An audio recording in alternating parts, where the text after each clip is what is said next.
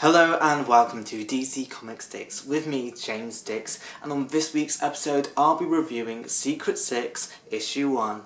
Here on the cover we see the Snakes and Ladders board game with the members of the Secret 6, and the question written on it is, what is the secret?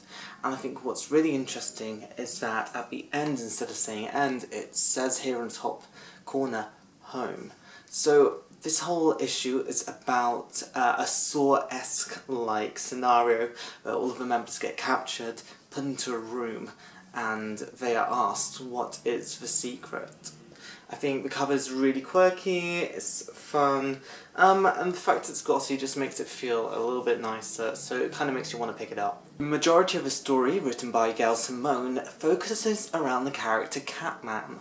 There's some dynamic art in the bar brawl scene, which is completely dichotomized by the imprisonment scene where the colours are so dark, whereas in the bar it's really light and bright.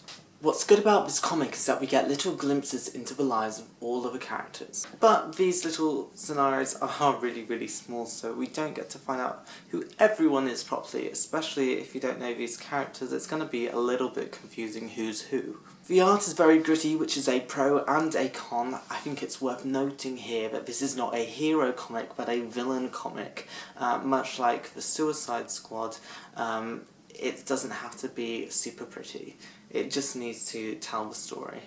The whole scenario is a bit cliche, the ending isn't very exciting, it's just a little bit of an unveiling of a character a bit more, but it's nothing that we weren't surprised about.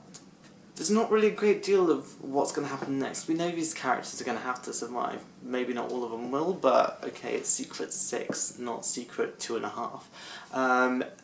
Which is kind of a shame, because if there were like 8 of them all thrown in a room, you knew that maybe the 2 of them were going to die, which would make it a little bit more exciting. It's a comic which needs one character that you love, and that should be Catman, and unfortunately he wasn't hugely likeable in this comic. It's one where I'm not sure if people are going to keep picking it up. It's a bit of a worry.